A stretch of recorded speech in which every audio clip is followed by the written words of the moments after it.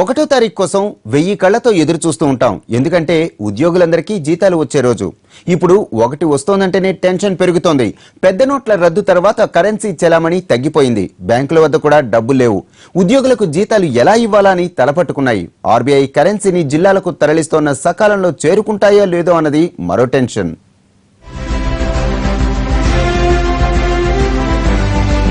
కేంద్ర ప్రభుత్వం పెద్ద నోట్లను రద్దు చేసి ఇప్పటికే 20 రోజులు గడిచిపోయింది. జస్ట్ 2 రోజుల్లో అంతా సర్దుకుంటుందని భావించిన కరెన్సీ కష్టాలు అంతులేని కథలా సాగుతూనే ఉన్నాయి. బ్యాంకుల నిండా డబ్బులున్నాయని ఆర్బీఐ చెబుతున్నా గ్రౌండ్ రియాలిటీ మాత్రం మరోలా ఉంది. విత్డ్రా చేసుకునేందుకు బ్యాంకులకు వచ్చేవారికి కనీసం 5,000 కూడా ఇవ్వలేని పరిస్థితిలో ఉన్నారు బ్యాంకర్లు.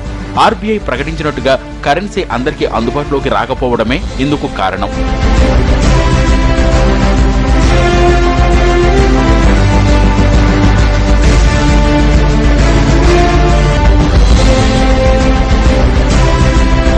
అటు ప్రభుత్వ ఖజానాను కూడా కష్టాలు వెంటాడుతున్నాయి.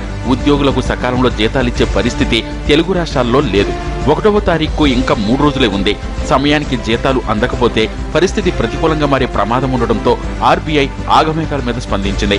హైదరాబాద్లోని ఆర్బీఐ కార్యాలయం నుంచి జిల్లాలకు డబ్బులు కంటైనర్లను తరలిస్తోంది. ఇవన్నీ జిల్లాలకు చేరుకుని ట్రెజరీలో డిపాజిట్ కావాలి. అప్పుడు గాని జీతాలు అందవు.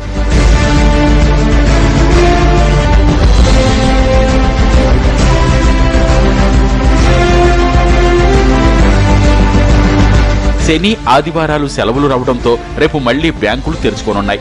నగదు మార్పిడి పూర్తిగా ఆపివేయడంతో బ్యాంకుల ముందు క్యూ తగ్గినా విత్డ్రా చేసుకునే వాళ్లు మాత్రం పెరుగుతూనే ఉన్నారు. చాలా ప్రాంతాల్లో ఏటీఎంలు పనిచేయకపోవడంతో నేరుగా బ్యాంకు కౌంటర్ల నుంచి డబ్బులు తీసుకుంటున్నారు ప్రజలు. వారానికి 24,000 ఇచ్చే అవకాశం ఉన్నా ఆర్బీఐ నుంచి నగదు సరఫరా ఆశించినంతగా లేకపోవడంతో తక్కువ క్యాష్తోనే వెనుతిరుగుతున్నారు. కొత్త 500 నోట్లు కూడా బ్యాంకులకు పూర్తి స్థాయిలో అందుబాటులోకి రాలేదు. ఈ లెక్కన 1వ తారీఖున సామాన్యుల నుంచి ఉద్యోగుల వరకు అందరికీ తిప్పలు తప్పేట్టు లేవు.